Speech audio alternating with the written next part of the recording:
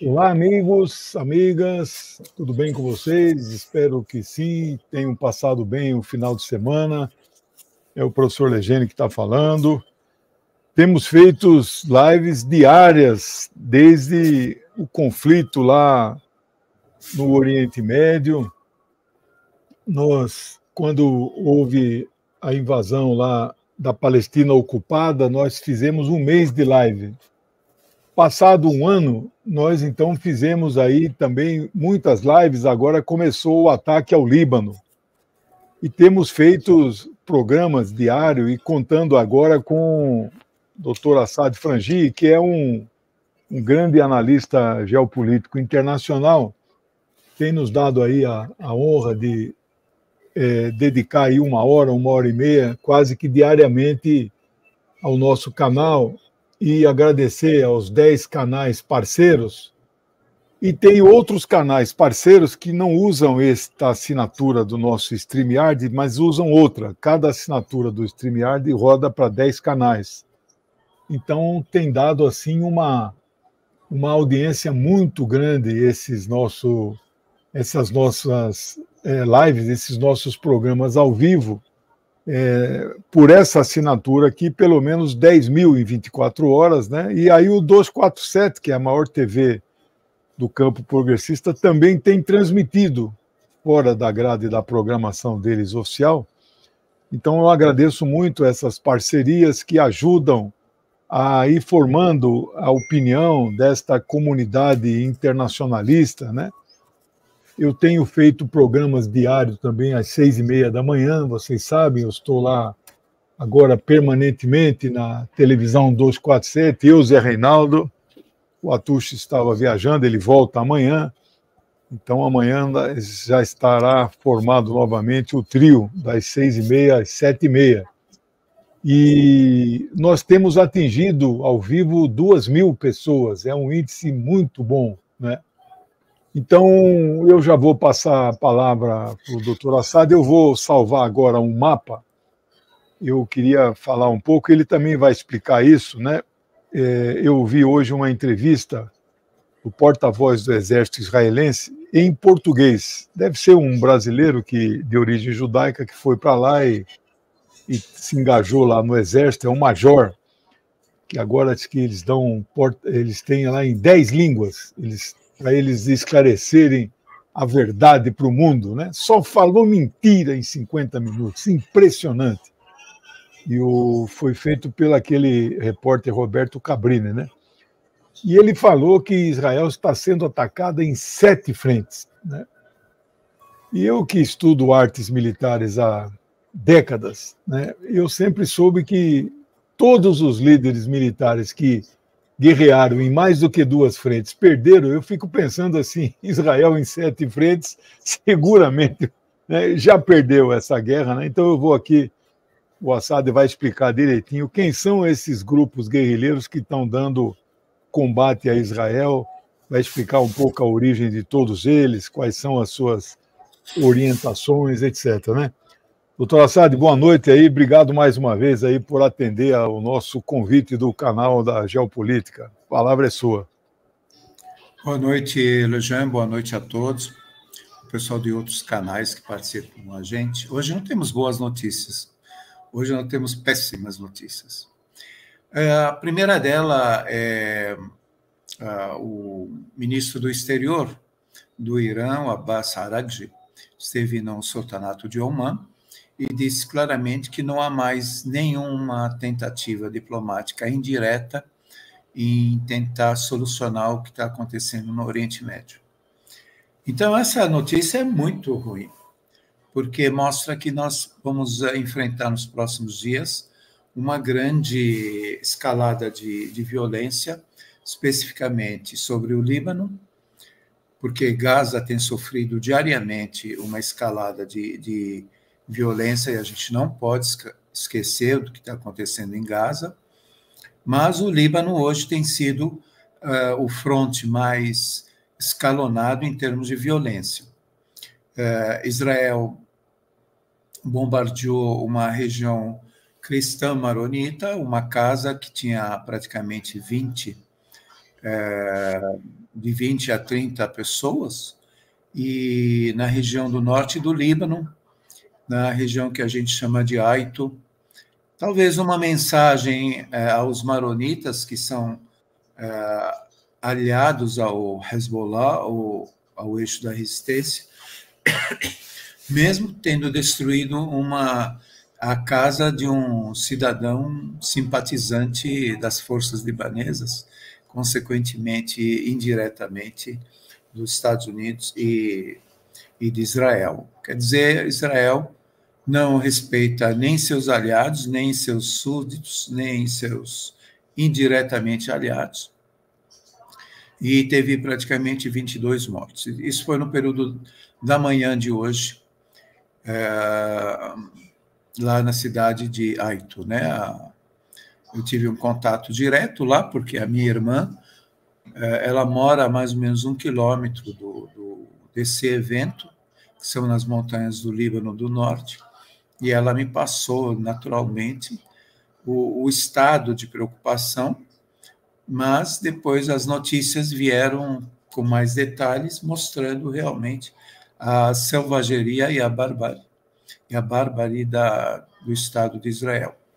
Mais tarde, teve uma declaração do Netanyahu, que disse que ele deveria continuar a escalada de violência e, ao mesmo tempo, deveria bombardear Beirute. Quando ele ameaça bombardear Beirute, nós estamos nos referindo às principais instalações governamentais do Líbano, que é o aeroporto de Beirute e o porto de Beirute. O Líbano tem outros pequenos portos, principalmente em Trípoli, mas essa ameaça feita por Netanyahu, juntando a informação que não há nenhuma iniciativa diplomática dita pelo ministro do exterior do Irã, nos deixa frente a uma grande escalada de violência que pode acontecer nas próximas horas ou na próxima semana. Então, essa é a grande preocupação hoje do fronte no Líbano. E uma outra situação que aconteceu foi o lançamento de 2 mísseis balísticos do Líbano em direção a Israel. Em outras palavras, esses 2 mísseis balísticos lançados do Líbano demonstra que realmente a intenção é dar uma resposta muito forte para dentro de Israel. Hoje foi o primeiro dia, talvez, que a mídia de Israel driblou, ou pelo menos pressionou a censura militar para apresentar resultados de mortes e vítimas de seus soldados, algo que ela não tem feito. Ela ainda continua, o exército de Israel continua alegando entradas dentro do Líbano, tem postado algumas fotos que não tem significado militar nenhum, porque o fronte do Líbano é um fronte aberto, você pode entrar com várias tropas em alguns quilômetros não digo, em 1, 2 quilômetros, e tentar voltar à noite para o seu território. É o que tem acontecido. As tropas de reconhecimento de Israel não têm avançado significativamente, e não tem ficado as tropas de tanques, né? Hoje, 2 tanques foram destruídos, e a gente tem visto isso nas imagens que as TVs internacionais têm mostrado. Um deles é um transporte de soldados, em média são transportados 10 soldados de uma vez só, e a gente viu realmente pegar fogo. E a mídia de Israel ignorando, tanto que só tem dado informação de feridos. Falou que nos últimos dias chegaram a 200 feridos soldados israelenses, mas se refere a 3, 4 mortes, 5 mortes. Quer dizer, existe uma literalmente um disfarce, uma censura militar sobre as perdas de Israel, que tudo isso, aos poucos, eu acredito, vão despertar de uma vez só na mídia de Israel, na mídia interna. O impacto do drone que chegou no centro de treinamento do grupamento Golani, onde havia soldados sendo orientados, são soldados que já estão há 2 meses em treinamento, provavelmente para avançar em direção ao norte do Líbano, e foram atingidos em pleno, causando a morte de 4 soldados, 7 feridos graves e outros 67, conforme o noticiário dado de Israel. Então, em resumo, hoje é um dia de escalonamento da violência contra o Líbano. Há grandes ameaças do Netanyahu em bombardear a cidade de Beirute, isso pode dar um grande impacto e uma resposta, sem dúvida, escalonada da resistência libanesa, tanto que os mísseis balísticos de hoje foram lançados pela primeira vez, e a grave declaração do ministro do Exterior do Irã, que realmente não há mais nenhum canal diplomático indireto aberto com os Estados Unidos. O que o Netanyahu deve fazer nos próximos dias, além de aumentar a escalonada no Líbano, porque em Gaza ele tem feito isso com muita crueldade. Ontem, depois do ataque do drone ao centro de treinamento de Benjamina, ele atacou as tendas do hospital Kataib al-Aqsa em Gaza, e as fotos de pessoas sendo queimadas rodaram o mundo inteiro. Totalmente selvagem, bárbaro, ele e quem está com ele. Hoje, a crítica não é mais somente ao Netanyahu, mas é a toda a sociedade israelense que tem dado o apoio à escalonada da guerra. Então, o que nós estamos chegando no ponto que essa escalonada de guerra ela vai começar. Hoje o Hezbollah e a resistência libanesa têm atacado apenas postos militares, bases militares, mas numa escalada sobre o Líbano maior e sobre Beirute, principalmente, vai levar a uma escalonada contra civis em Tel Aviv e em Haifa. E Haifa já é diariamente, eles têm dormido nos abrigos. O que a gente tem percebido realmente uma escalonada que vai de Safad, na região leste, ao pé das montanhas do Golã, até o setor mais central e o setor oeste, que pega a cidade de Haifa. Então, hoje é um dia de grande expectativa, apesar de ter sofrido pesado ações de assassinato de civis no Líbano, e sem nenhuma frente diplomática em aberto. Somando essas duas frentes diplomáticas fechadas, escalonada de Netanyahu e o fechamento de negociações entre o Irã e os Estados Unidos, vem a terceira ofensiva de menos importância, que é da França, da Alemanha até da Bretanha, em cima da solicitação de Netanyahu que as tropas da ONU se retirem de seus postos em direção a uma retirada. Quer dizer, ele está desafiando a própria ONU, a própria Organização das Nações Unidas, de saírem do único acordo existente entre o Líbano e o Estado de Israel. Então,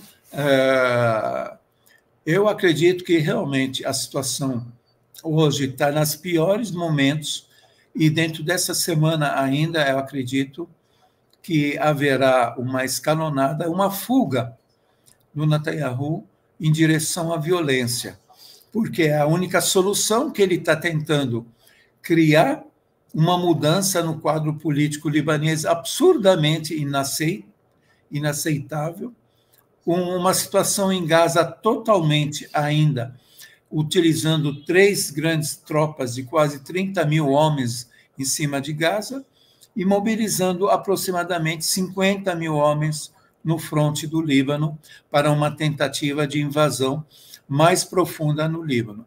Os ataques que têm acontecido na fronteira ainda têm sido classificados como tropas de reconhecimento.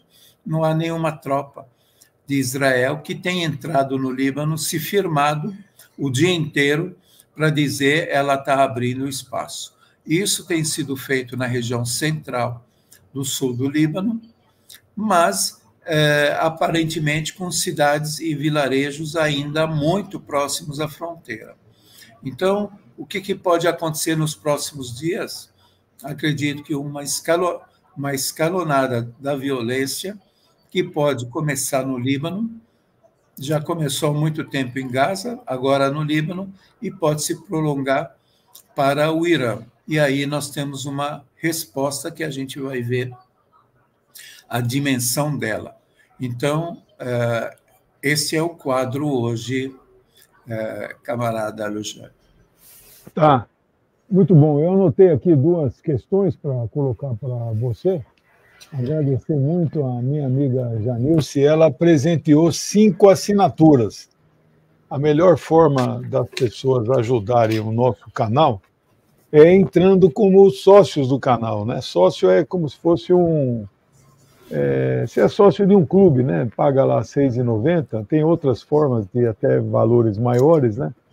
De você ajudar o canal. Ou então fazer uma contribuição, né? Como aqui a minha amiga Ana Silvia, ela fez uma doação, né? Muitas pessoas fazem pequenas doações que também ajudam muito. O Assad, nós comentamos ontem, e sábado e domingo para nós é um dia normal de trabalho, né? Nós que somos militantes, é o mínimo que nós podemos fazer pelos nossos irmãos que estão morrendo lá na linha de frente, lá, né? Você vê que ontem Israel atacou um hospital. Nós não podemos colocar as imagens aqui, porque são imagens... O YouTube derruba a live se colocar as imagens, né? Você viu, né, Assad? Pessoas pegando fogo dentro de um hospital. Matou 25 na hora, feriu mais de 100, né? E sobre o argumento mentiroso que ali dentro tinham armas, né? Bom, sobre a questão do UNIFIL, ou UNIFIL, né? As forças temporárias da ONU no sul do Líbano, o Líbano formalizou a queixa no Conselho de Segurança das Nações Unidas sobre a agressão que Israel perpetrou ontem. Israel invadiu um posto, né, militar da UNIFIL ali no sul do Líbano. Eu queria que você fizesse uma atualização aí, se já tem algum soldado morto, ou se já tem feridos. Como é que está esse conflito? Israel está acusando o Hezbollah de estar usando os soldados do UNIFIL como escudos humanos, né? Todo mundo é escudo humano para Israel. É uma barbaridade, né? São uns covardes esses caras, né? Você tem vários postos da UNIFIL no Líbano. Então, você tem distribuição de tropas, que vai desde chinesa, indonesiana, franceses, italianos, e a principal base da UNIFIL fica numa cidade litorânea que chama Ras Nakura. E nela você tem um maior quartel.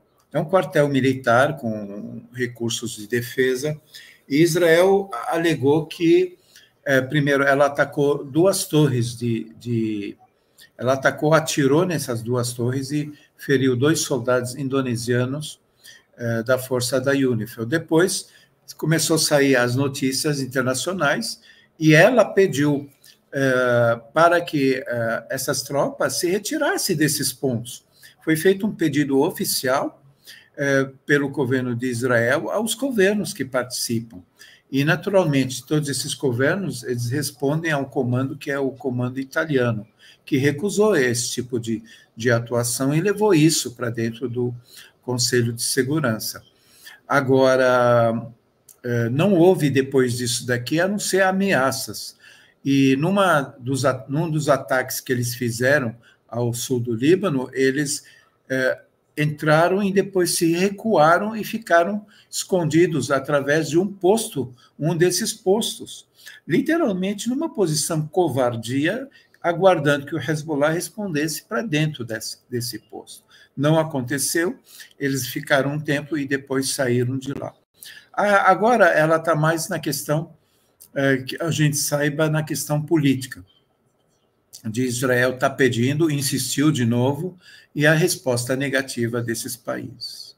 Então, eu acho que não temos grandes novidades em relação a essas tropas.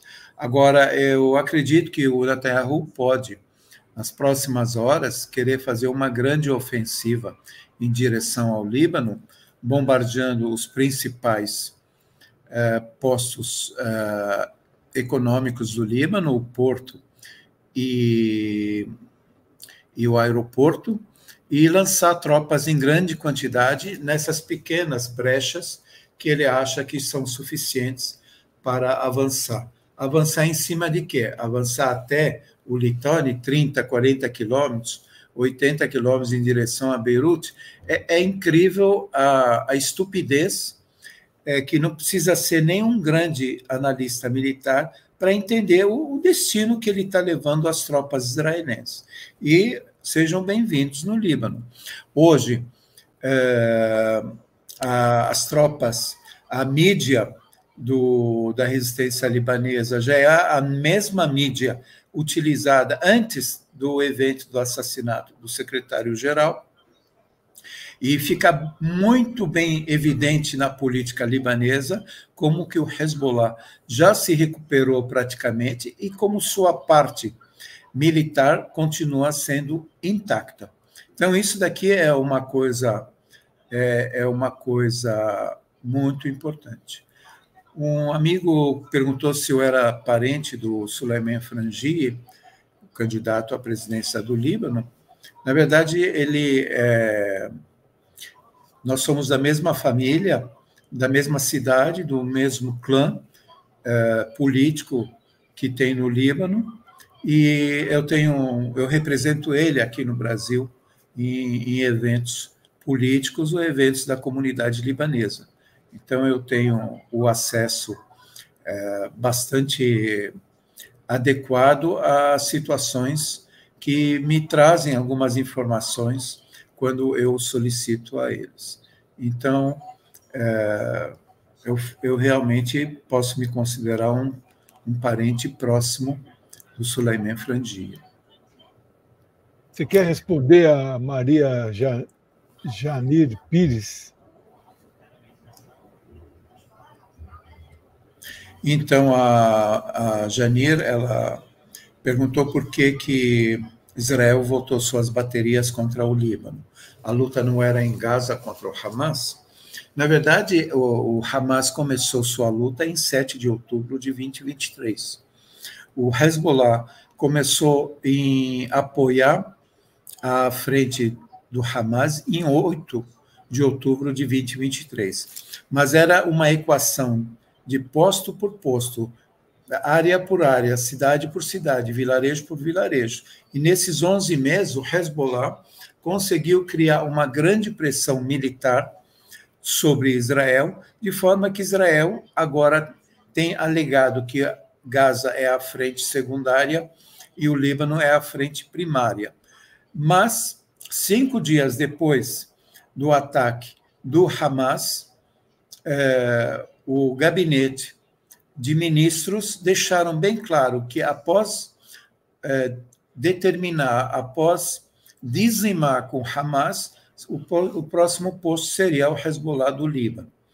Então, na verdade, Israel ela precisa de uma situação de ocupação militar, tanto de Gaza como da Cisjordânia, como do Líbano, encercando, de certa maneira, a Síria e se direcionando até o Iraque para confrontar próximo ao Irã.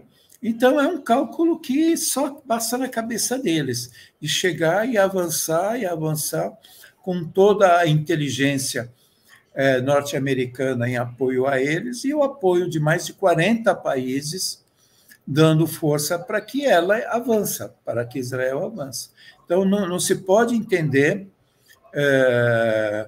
não se pode entender que é um fato isolado. Israel ela já desistiu de Gaza, mas ainda tem suas tropas lá, e ela está tentando forçar a barra no Líbano. E a alegação dela é que ela quer levar os 140 mil colonos da região do norte da Palestina de volta para suas casas. Para isso, ela precisa fazer o Hezbollah retornar mais de 30 quilômetros para trás e ocupar uma parte do Líbano para assegurar que seus colonos voltam ao norte. A pressão interna na sociedade de Israel, além da questão dos reféns, começou a acontecer com o pessoal do norte da Palestina ocupada, que começaram a ficar deslocados há mais de um ano.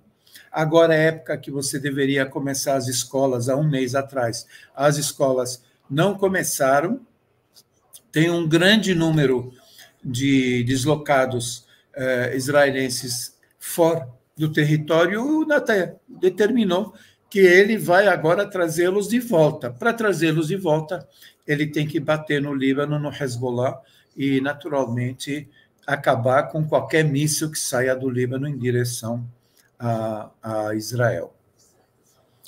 Aqui, qual o motivo do bombardear de Israel? Na verdade, é um pequeno vilarejo de 4 andares. O dono alugou a casa para alguns refugiados da cidade de Ain Tarum, que é uma das cidades mais próximas da fronteira do Líbano, e entre eles havia mulheres, crianças, recém-casados e jovens. E a alegação de Israel é que ali havia um líder do Hezbollah. É absurdamente uma mentira tremenda, porque o norte do Líbano tem trabalhado para receber refugiados sobre o comando da polícia e sobre o comando dos governadores das províncias que tem no Líbano. Então, não é uma ação escondida para dizer essa acusação. Agora, esta região, ela é uma região com grande influência do Suleiman Frangieh, no sentido de apoiar o Hezbollah e apoiar a resistência libanesa.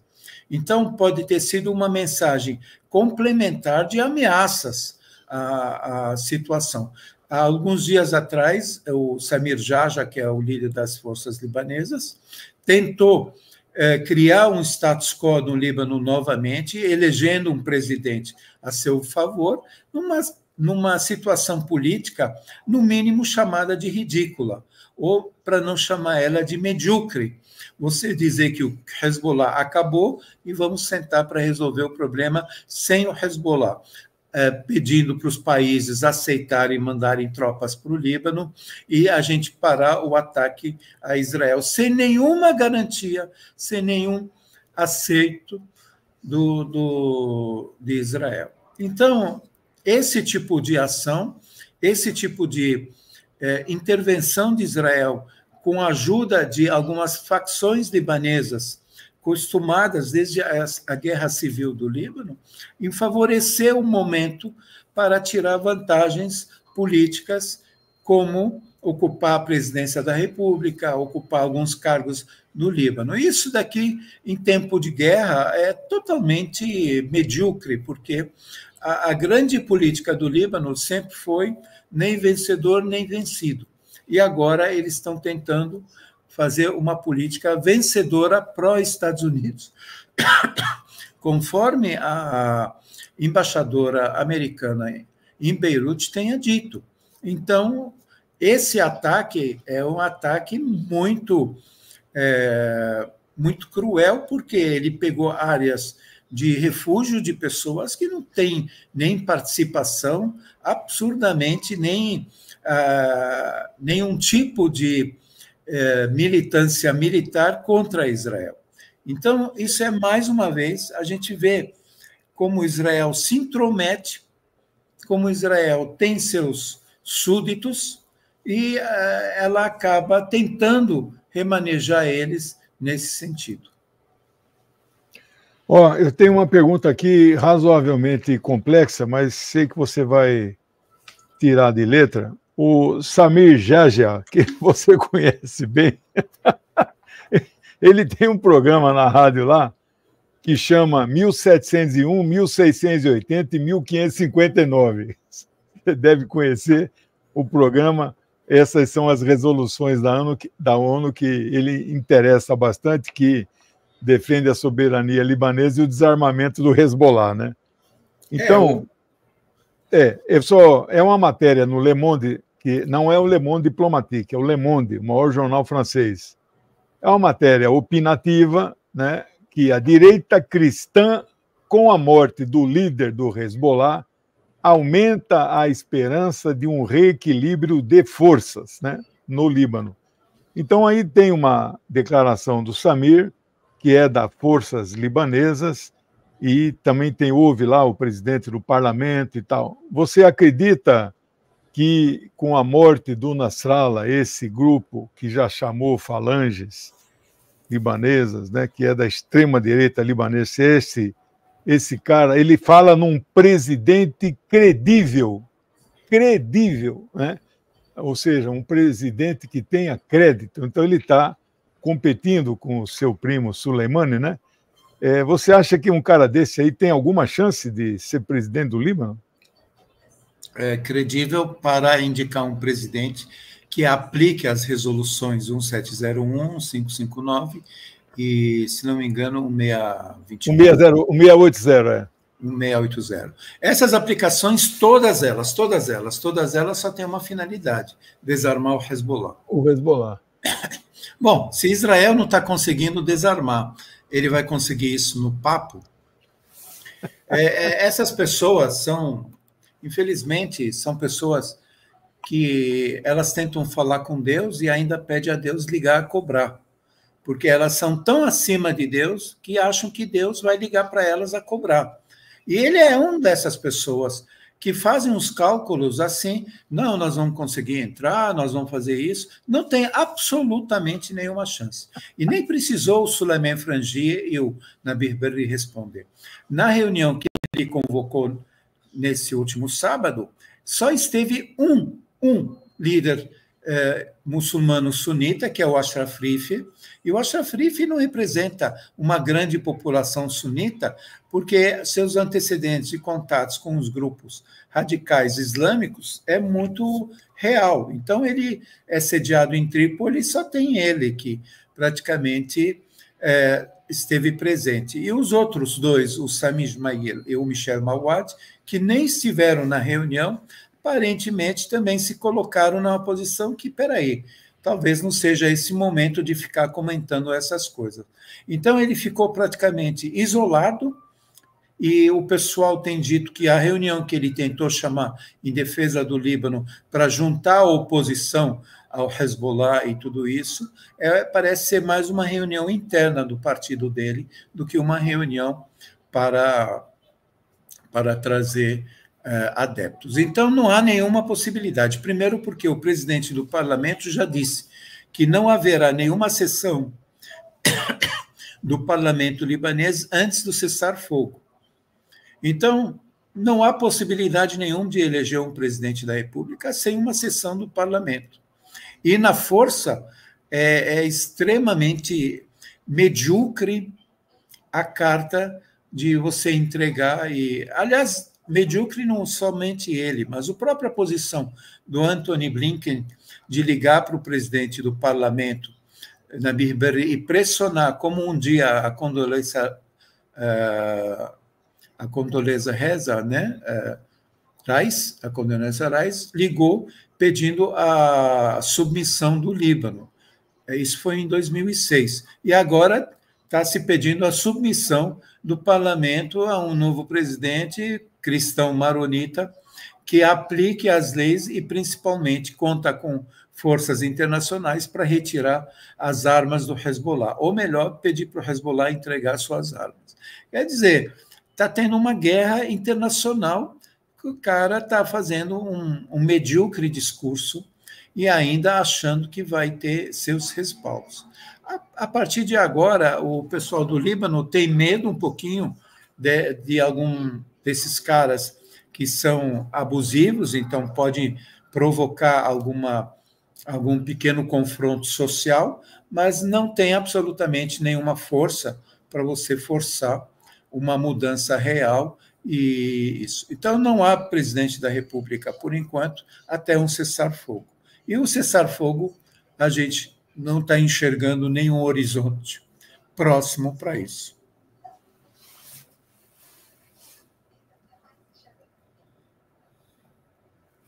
O mapa que eu tinha falado, que não dá para ver aqui, eu queria que você explicasse, não dá para ver aqui dois países que estão atacando Israel a partir de grupos guerrilheiros, que é o Iêmen e é o Iraque. Mas que você pudesse explicar um pouco quais são essas frentes que atacam o Israel nesse momento. Você consegue, a partir desse mapa, não?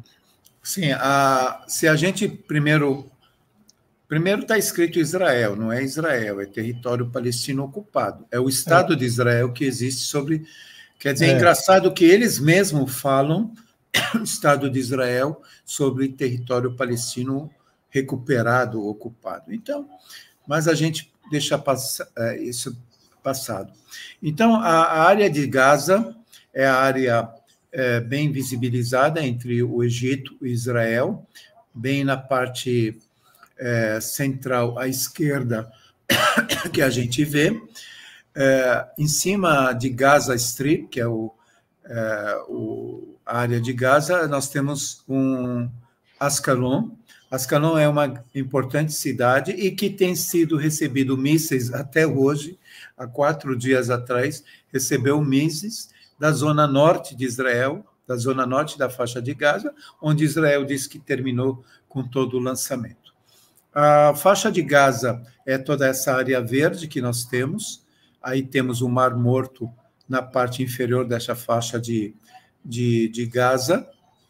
E nós temos as colinas do Golã em cima, que faz uma divisão entre a Palestina, a Síria e o Líbano.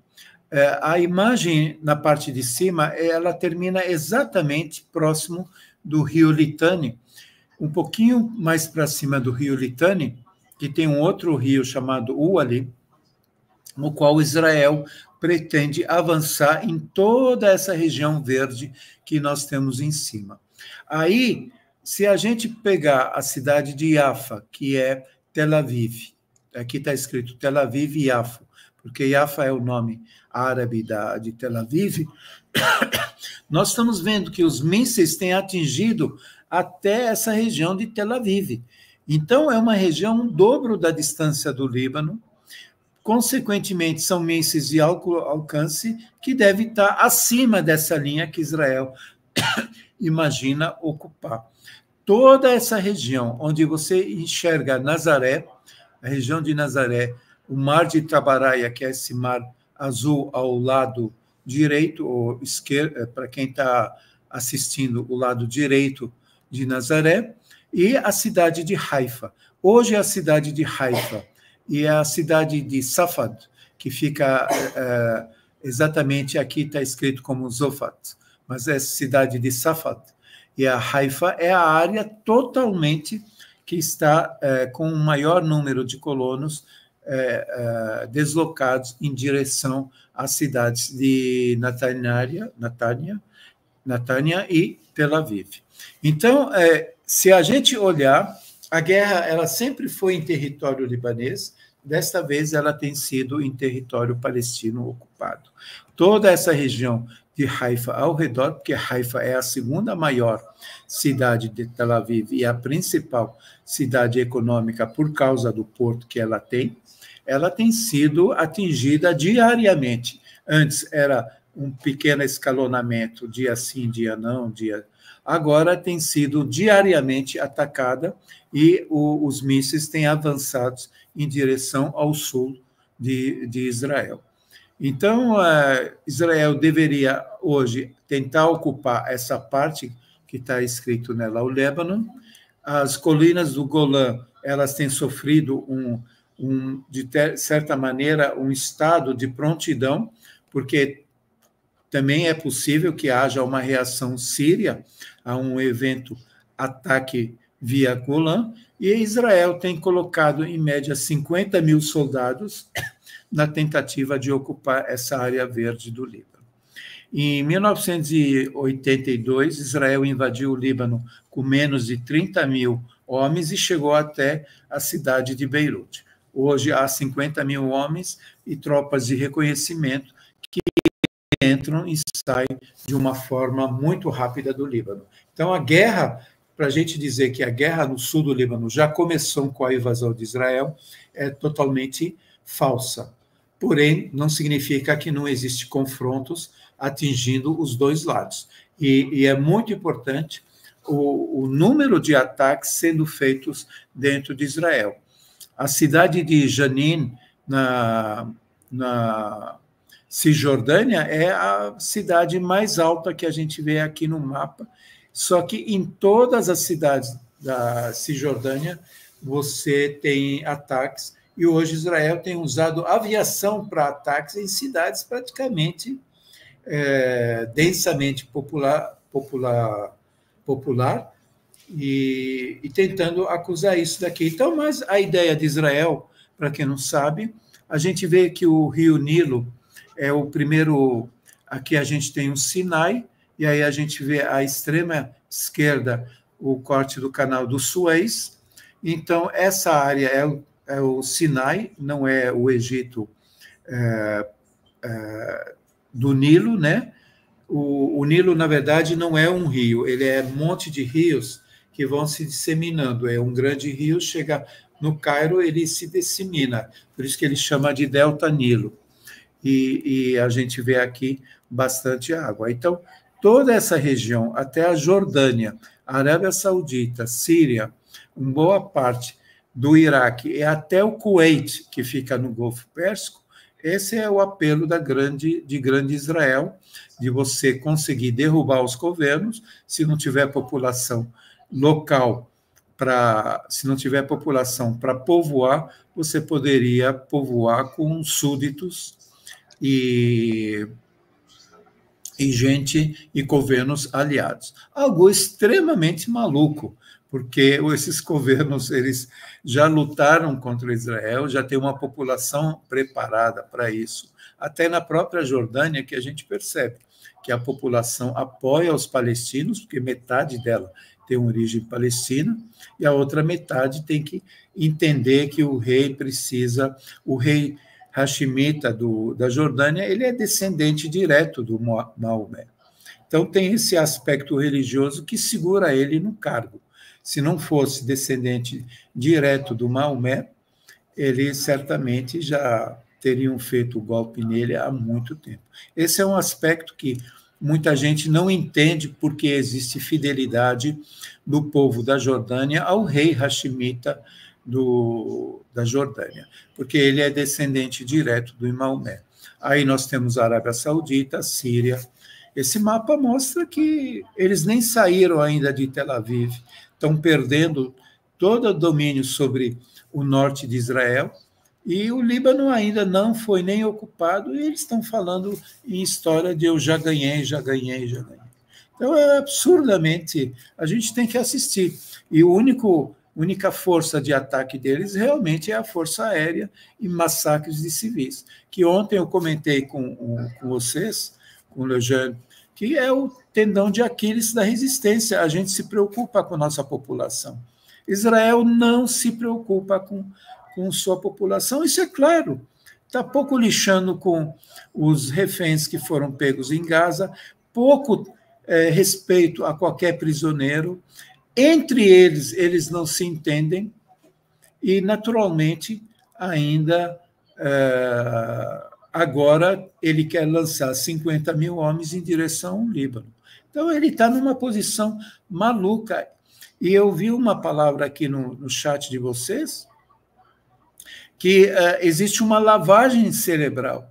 É literalmente isso, uma lavagem cerebral da sociedade israelense, achando que estão vencendo a guerra. E ele tem contado isso com os militares. O ministro da Defesa, Gallant, diz que 2/3 da força de mísseis do Hezbollah foram destruídas. E olha o que está acontecendo diariamente. Então, imagina 1/3 quanto que é, o que ele destruiu. Então, é absurdamente isso daqui. Onde que a gente vai chegar?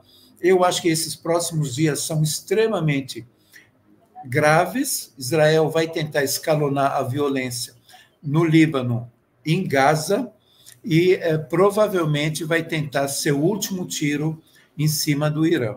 O que virá depois, eu acho que realmente a sociedade israelense vai acordar e perceber que já acabou a existência do Estado de Israel nos moldes que eles acreditam ser prosperidade, segurança e ainda mais comandando todo mundo o resto.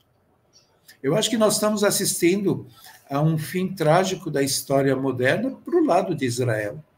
E eu volto a dizer, como o Gedeon Levi ontem comentou, que Israel está tão bêbada, a população está tão bêbada, envolvida, mais ou menos, quis dizer, uma lavagem cerebral, como um bêbado. E que isso, na hora da ressaca, eles vão sentir 3 grandes destinos: sangue, lágrimas e desastre. Eu acredito que isso vai acontecer. Tá. Eu quero dar aqui uma notícia exclusiva que só está no Washington Post, que eu tenho que assinar. Acabou de sair aqui, Israel, então, revela quais serão os alvos que eles atacarão, e eles acataram os pedidos do presidente dos Estados Unidos. Eles não vão atacar instalações nucleares e não vão atacar poços petrolíferos. Não porque eles estão com pena do Irã, nem o Biden tem pena do Irã, é porque atacando poços petrolíferos poderá acarretar uma instabilidade no valor do preço do barril do petróleo, porque o Irã é um grande produtor, e isso pode afetar os mercados, etc., e eles não querem essa. Então, Netanyahu comunicou aos Estados Unidos que vai fazer uma série de ataques, mas não serão assim grandes ataques, para não dizer que nós não vamos atacar. Então, vai ser uma série de pequenos ataques, mas atacará exclusivamente alvos militares do Irã. E estes ataques acontecerão antes do dia 5 de novembro. Então, digamos assim, a partir dessa madrugada, a partir de amanhã, até o dia 4, Israel fará uma série de ataques. Então, essa é a informação exclusiva, só está no Washington Post. Outros jornais vão pegar essa notícia e daqui a pouco vão dar. E aí eu queria que o Assad eventualmente desse uma opinião, o que é isso? Isso é um recuo, isso aí é uma moderação, etc. O que você acha, Assad? Eu acho que tem 2 critérios para a gente avaliar o comportamento de Israel. Primeiro, o comportamento no campo. O que está acontecendo no campo? Você não adianta falar, eu vou atacar, atacar, atacar, e você não ataca. Por quê? Porque não é porque você não quer, é porque você não tem condições até a entender o que está acontecendo. Quer dizer, você não tem força para atacar. Se tivesse força, você já teria atacado. E se você tivesse o apoio completo, aberto dos Estados Unidos, você já teria atacado. E nesse caso, não estamos falando da administração Biden, nós estamos falando da administração americana como um todo, republicana e democrata. Então, o que o Washington Post está dizendo é que ele não vai atacar como se ele fosse bonzinho. Mas, por outro lado, nós temos que ver o histórico de Israel. O histórico de Israel é traiçoeiro. Quando você dá sinal que você vai ter um cessar-fogo e os Estados Unidos dá garantias que haveria cessar-fogo, que foi na véspera da morte do secretário-geral do Hezbollah, e tem garantias internacionais, e de repente, em Gaza e no Líbano, e de repente você escalona a guerra com esses assassinatos, então não dá para confiar em Israel. Eu literalmente acho que os fatos agora estão levando a um escalonamento da guerra. E o Netanyahu não tem opção a não ser tentar cumprir o que ele falou sobre o Irã.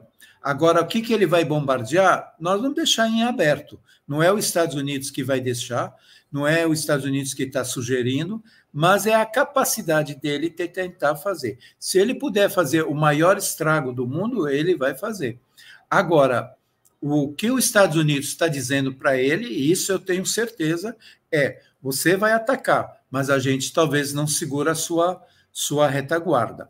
É literalmente isso. Israel já recebeu o maior apoio dos Estados Unidos, a gente viu a ida dele para os Estados Unidos, que os republicanos aplaudiram ele de pé. Para quê? Para colocar ele na fogueira, para colocar nele a bucha de canhão e mandar ele atacar o Irã e ver se o Irã tem condições de responder.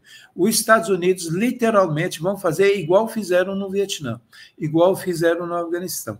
Na hora do vamos ver, podem abrir mão, mesmo sendo aliado a Israel.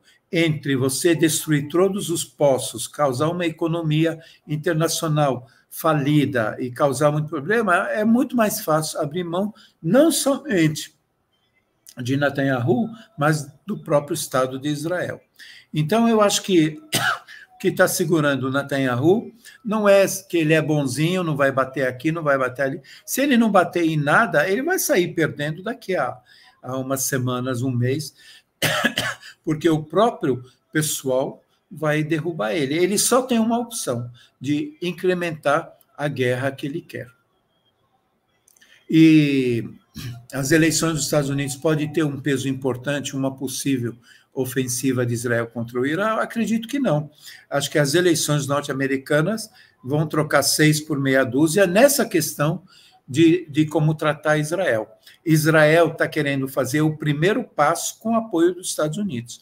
Eu acredito que é capaz os Estados Unidos dizer para ele, vai, que a gente segura a barra, só que depois eles abrem mão e não conseguem segurar nenhuma barra que vier depois. Eu acho que essa é a política dos Estados Unidos, na presença de um cara insano, como é o Netanyahu, e a presença de uma população com lavagem cerebral ao máximo, que é a sociedade israelense, que não está enxergando e ainda acredita realmente que os militares delas acabaram com os mísseis.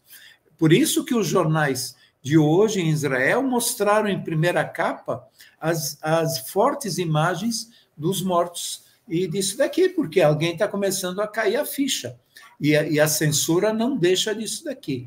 Nenhum líder anterior está achando que realmente Israel chegou ao máximo de querer impor tudo o que ela quer. No Líbano não vai conseguir, muito menos em Gaza, que ela já não conseguiu. Imagina querer conseguir isso sobre o Irã. Aqui perguntaram se aquele general Herzi, se ele não morreu, né? Eu não tenho notícia que tenha morrido, né? Não, parece que ele não morreu. Não morreu, Ele fez hoje uma declaração. Isso.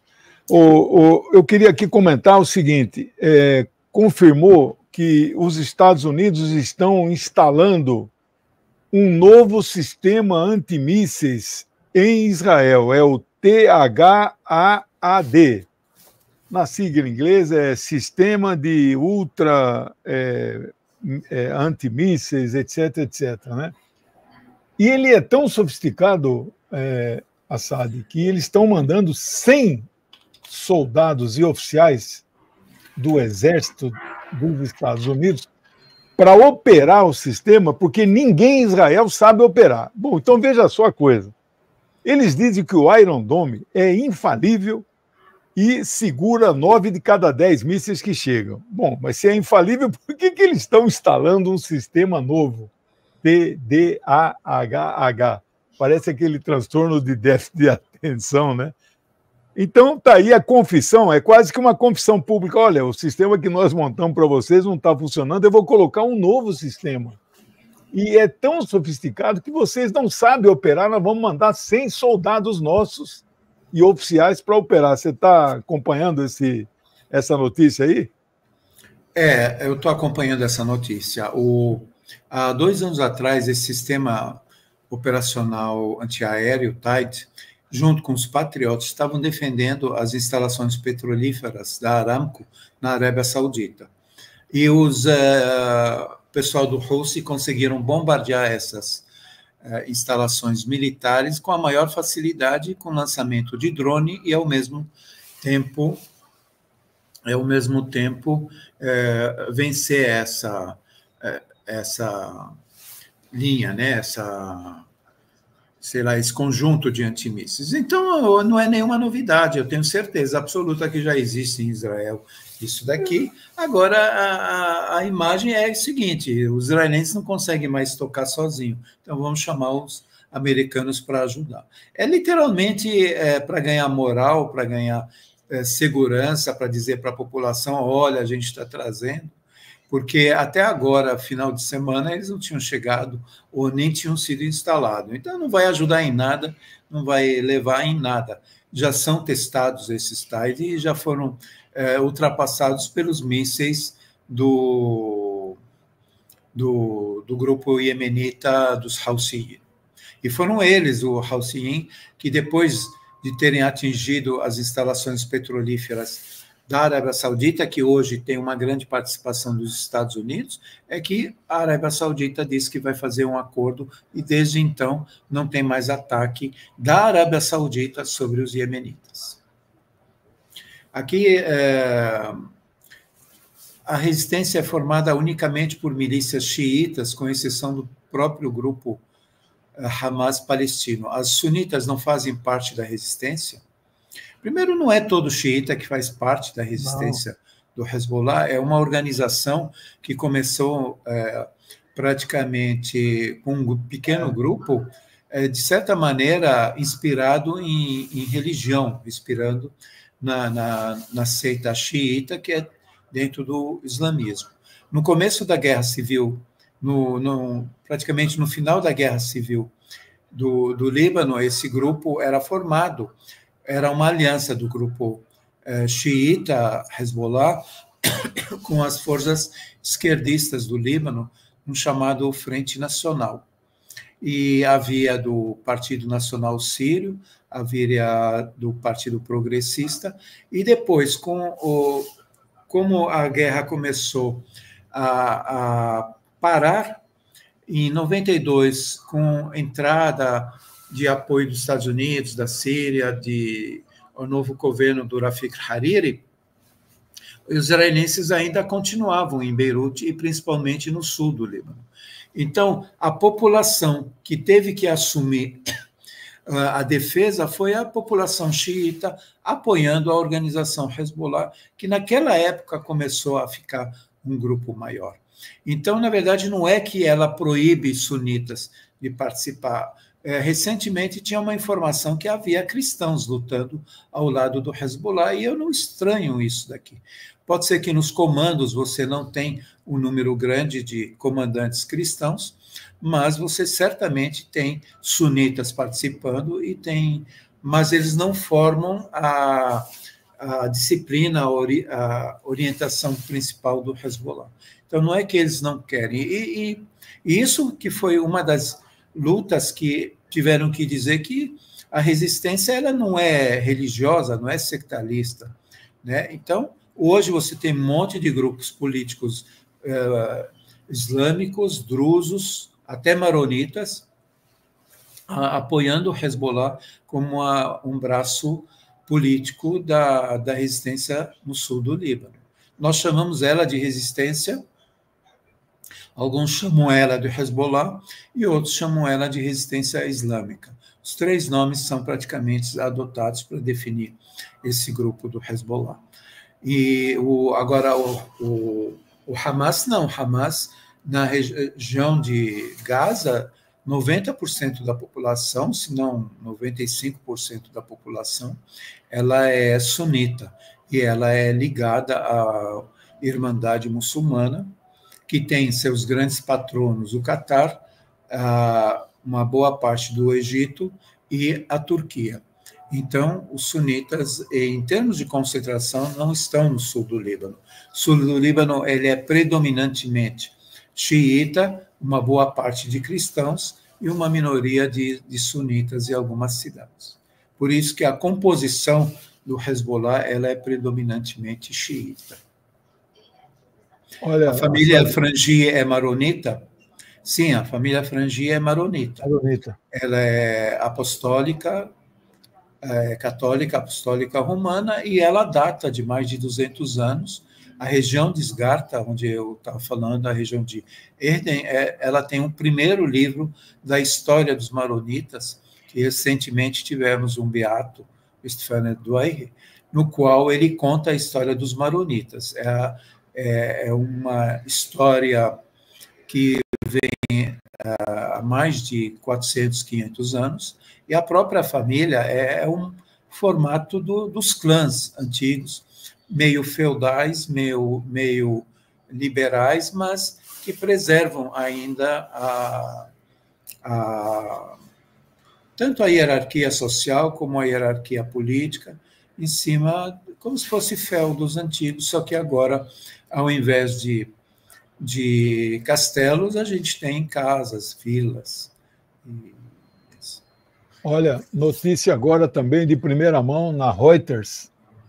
Talvez você ainda não esteja sabendo, né? Você vê que Israel ataca o Líbano, já atacou o Líbano no sul, já atacou o Líbano no Vale do Bekaa, já atacou o Líbano no leste, subúrbio de Beirute, e acabou de atacar o Líbano no norte, na cidade, está sabendo, né? A cidade cristã de Aitu, e atingiu várias casas e acabou de matar 21 pessoas nesse ataque aéreo. Então, há que se perguntar assim, né, Assad, qual é o sentido, qual é o objetivo estratégico de você matar aleatoriamente pessoas em uma cidade cristã do outro lado do país, né? Quer dizer, o norte, o Líbano é do outro. Qual é o sentido, qual é o objetivo estratégico de Israel em matar pessoas cristãs nessa cidade de Aitu? Você enxerga algum objetivo estratégico nisso?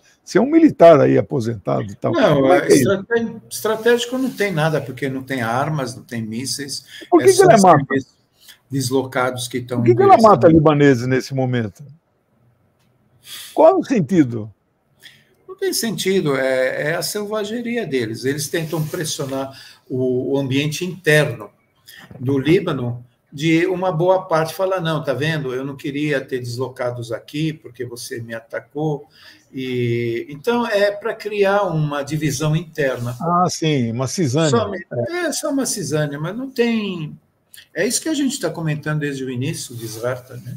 Que é essa cidade onde eu comentei que minha irmã mora mais ou menos 500 metros dela, né?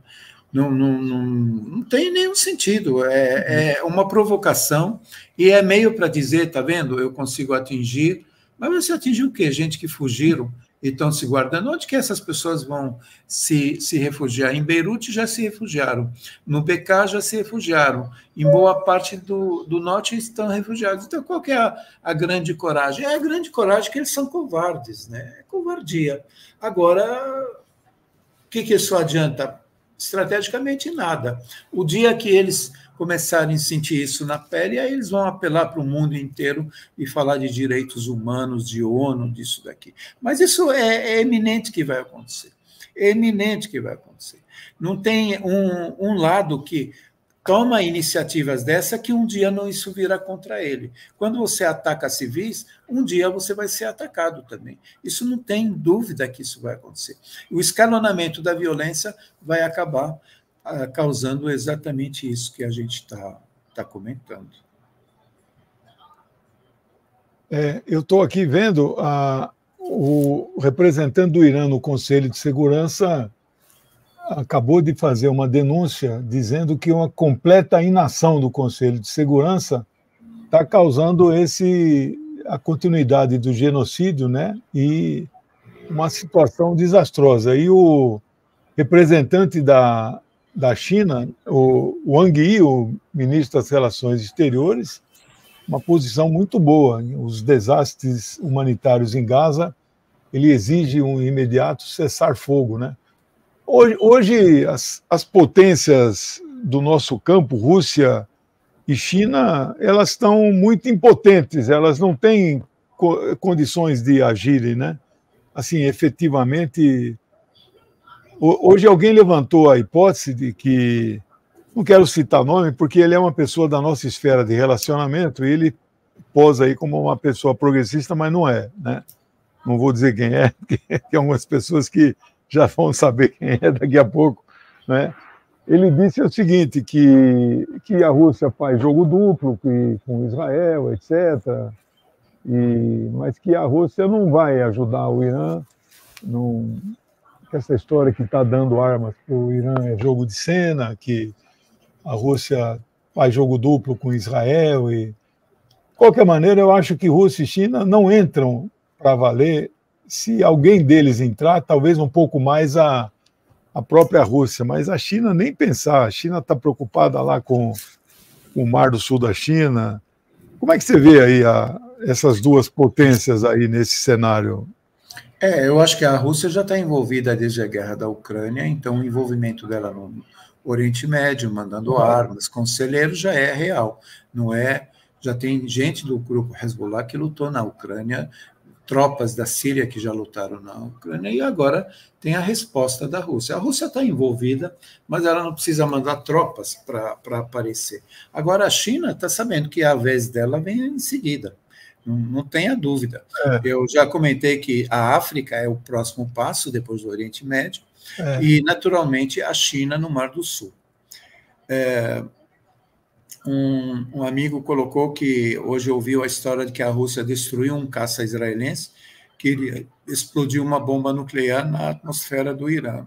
Se essa história é verdadeira. A gente não tem nenhuma informação a respeito. O próprio Netanyahu também não disse que existe já um bombardeio, está ameaçando. Até agora, a gente está aguardando realmente a ação dela, né? E o Abdul perguntou se é a primeira vez que bombardeiam essa região norte do Líbano. Na verdade, em 2006, nessa mesma região, tem um morro, tem uma montanha no qual tinha antenas de televisão do Líbano. Eles bombardearam a mesma cidade, o mesmo vilarejo de Aito. Agora, recentemente, é a primeira vez. Numa região do Batroun, eles fizeram a mesma coisa, que é o centro do Líbano, região totalmente, densamente povoada por maronitas, cristãos, né, cristãos maronitas, mas essa a gente pode considerar que realmente é a primeira vez que tem feito isso nessa guerra agora. Então, eu acho que são essas as nossas principais notícias. Eu não sei se você tem alguma notícia aí mais quente de algum jornal árabe. Eu estou aqui com o Al-Manar e o Al-Mayadin, mas eles não estão tão atualizados assim. Então, você tem alguma outra novidade em primeira mão assim, não? Para os nossos espectadores, não? Não, eu acho que, só finalizando aqui, tem um artigo de um jornalista libanês, Hassan Jawad, escreveu um ótimo artigo sobre um ano de terremoto geopolítico do livro de Al-Aqsa. Eu li esse artigo esses dias, e realmente é uma descrição do que está acontecendo, né? E nesse artigo ele caminha realmente para uma incógnita, né? Porque realmente a situação não está nada boa, né?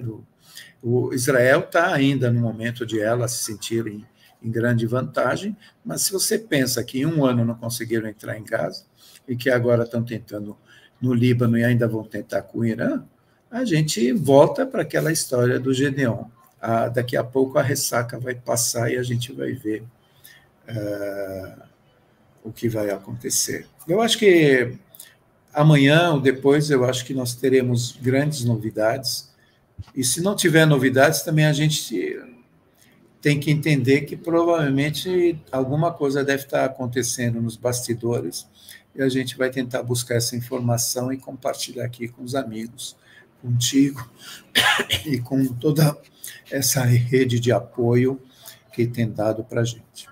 Então, tá bom, nós vamos continuar fazendo lives diárias, né? Se você eventualmente não puder, eu vou tentar entrando aí no mínimo meia hora para dar esse panorama.